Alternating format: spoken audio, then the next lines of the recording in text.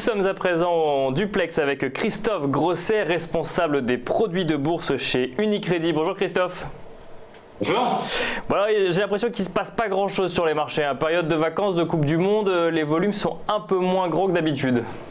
Voilà, donc les séances, donc les 5 dernières séances sur les produits de bourse ont été assez contenues, puisque un peu plus de 30 millions d'euros ont été échangés dans les 5 dernières séances.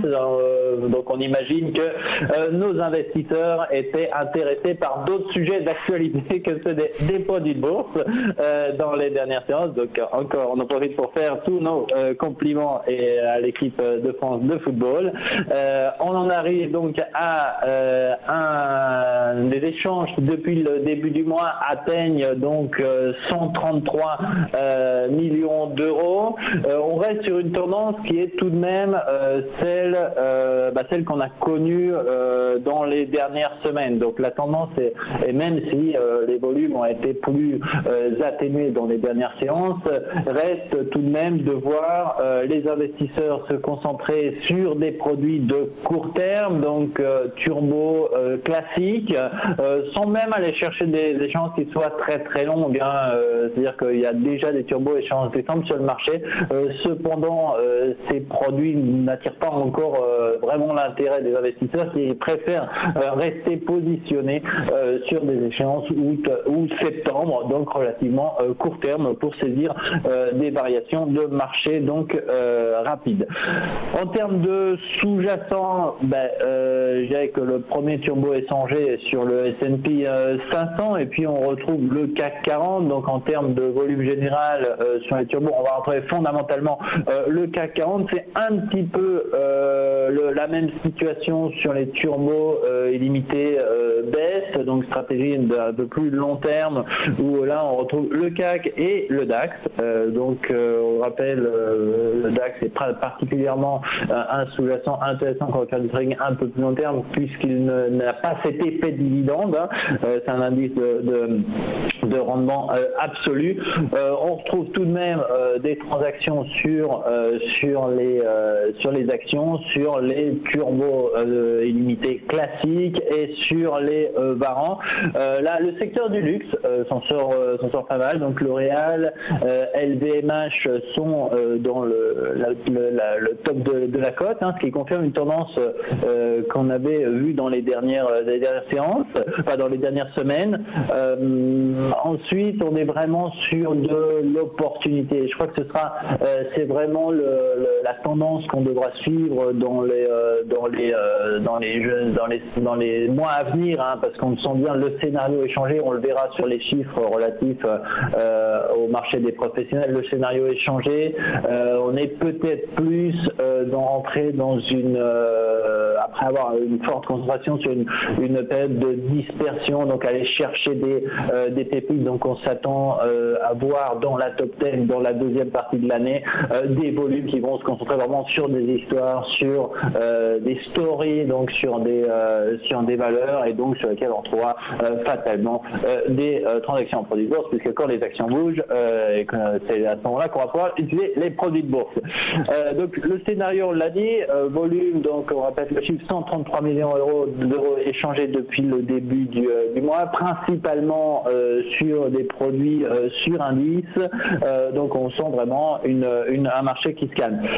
Un mot Christophe sur peut-être la volatilité sur ces marchés, qu'est-ce qui en découle du coup? Elle augmente ou elle diminue? Alors, la volatilité, elle est globalement en train de diminuer et ça, on est en fait depuis un an dans un scénario de basse volatilité, même si le premier semestre de cette année a été foncièrement différent de ce qu'on avait connu l'année dernière. C'est-à-dire qu'on a vu des moments de volatilité naturellement en février, mais également 4 fois dans le semestre, on a vu des moments où le marché a réagi. Là, on est en train de redescendre. On était à 11 points ce matin. Cependant, c'est un chiffre qui est trompeur. peur et qui est, si on rentre un peu plus dans le détail, il y a quand même des éléments sur lesquels on l'a dit, le mois d'août pourrait effectivement être à suivre, puisque le put call ratio, donc le rapport, donc combien de puts sont achetés pour un call, donc on rappelle le put c'est des produits baissiers, un call c'est des produits haussiers, donc on va aller comparer en fait ce qui se passe sur le marché du gros, enfin en gros, c'est-à-dire sur le marché des options, combien d'investisseurs vont se positionner, vont être en train d'acheter des produits baissiers et combien d'investisseurs vont être en train d'acheter des produits baissiers. Ça nous permet d'estimer le sentiment du marché, donc en complétant effectivement l'indicateur de la volatilité, et il réatteint les 1,8 et ça depuis quelques séances. Donc ça s'était un peu calmé dans la première partie de l'année, et là on remonte sur les plus hauts. Ça peut être effectivement cette accumulation de protection un signal que techniquement le marché a besoin de protection et était sensible pour être sensible sur certains niveaux. Donc c'est à suivre, et on le voit, la courbe de l'autre indicateur intéressant qui atteint également son plus haut depuis 3 ans, c'est le rapport entre la volatilité à long terme, donc comment le marché se voit évoluer dans le long terme, et les cours des marchés, et elle remonte cette corrélation, ce qui semble indiquer que justement on pourrait avoir un marché extrêmement réactif si certains niveaux étaient atteints. Donc à suivre, et donc la stratégie que suivent nos investisseurs, de se laisser peut-être d'être soit dans une stratégie de court terme, pourquoi pas, mais ça peut être effectivement le moment de mettre également en place des stratégies de protection sur son portefeuille dans les semaines à venir pour passer des vacances peut-être tranquilles. Donc pour ça, je rappelle, on a un outil sur notre site bourse.unicredit.fr de couverture, donc qui nous permet de protéger, d'utiliser les produits à levier pour protéger notre portefeuille. Et puis donc on le rappelle, le scénario sera sûrement dans la deuxième partie de l'année, aller chercher des pépites dont on ne manquera pas de parler dans ces rendez-vous hebdomadaires.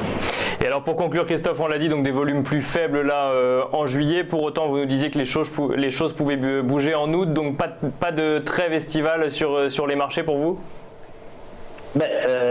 La trêve estivale sur les volumes, elle est en cours, malheureusement. Nous, on est là, on sera là tout le mois de juillet et le mois d'août, donc pas de problème, on sera fidèle au poste. Mais si on regarde effectivement les échanges sur les produits de bourse en bourse de Paris sur les 5 dernières années, le mois d'août a toujours été dans les 4 mois les plus actifs. Donc cette année, on estime, donc statistiquement, ça devrait rester un mois actif, bien qu'on s'attend, je dirais a priori, à le voir tranquille. Mais ce n'est souvent pas le cas, et ça n'a pas été le cas au cours des 5 dernières années, donc on peut toujours s'attendre à un mois d'août agité. Voilà, donc la bourse ne s'arrête pas même l'été. Merci beaucoup Christophe Grosset. Je rappelle donc que vous êtes responsable produit de bourse chez Unicredit.